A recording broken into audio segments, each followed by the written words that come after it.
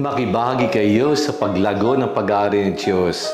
Magandang araw sa lahat ng faith friends natin at kasama sa ating palakbay sa buhay pananampalataya.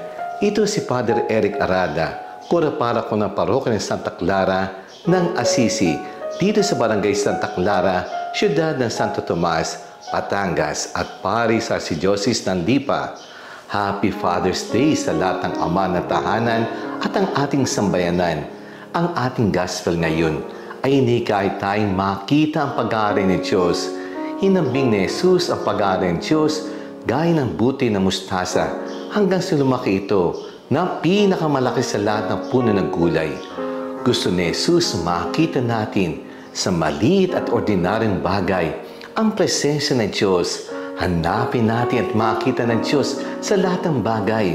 Sa dami nating gawain ng pinagkabalahan, nadlagan at hindi napansin ang pagkilos ng Diyos sa ating buhay. Totoong kumikilos ang Diyos, tahimik, marahan, hindi nakita, pero epektibo ang gawain ng Diyos. Gusto ng tao mabilisan at hindi kitang-kita agad ang ebidensya. Madalas nawawalan tayo ng tiwala sa Diyos dahil sa kainan ng kabutihan laban sa mga pangyarihan ng kasamahan. Kahit anong sipag at pagkilos, ay hindi natin maabot ang magandang resulta at walang pagbabago ang tao. Dapat lumalim ang tiwala natin sa kamay ng Diyos at italaga ang ating sarili sa pagbuo na may presensya at tiyaga. Dapat nabuhay tayo ayon sa pananampalataya at hindi ayon sa nakikita. Sa mundo ng hanap ay selfie at higit pang mapatunay, kailangan natin matutong maniwala na nawala ng ibang pampatunay maliban sa patuloy ng Diyos. Huwag na tayong magsikat na makita ang lahat upang mapatunayan totoo. Sapat nang makapanig natin ng Diyos. Sapat na siya'y mahalin, kilalanin at sundin.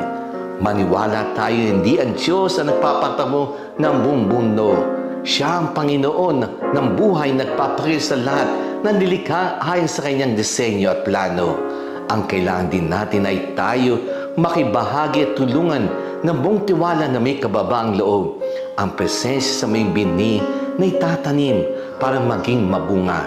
Kasama si Jesus ayon sa kanyang patnubay, tayo magsikap para sa kaluwalhatian at paglago ng paghahari ng Diyos. Ang paglago ay buhay espiritual at mas malaga kaysa bini ng mundo. Magagawa natin lahat ito sa panalangin at pagninila ang paglago sa buhay espiritual. Inasan natin magbubunga ito ng pag-ibig. Ang pag-ibig kumikilos ng gumawa ng kabutihan at umiwas sa kasalanan. Let us pray. Lord, I get so discouraged when I see all the evil and injustice in the world. I will pray for patience, for hopes. Seed grows quietly and mysteriously, and tiny yet powerful. Even there are distorted seeds of greed and oppression, there are also small seeds of justice, peace, and reconciliation. Yeah, I help them grow the kingdom of God. Amen.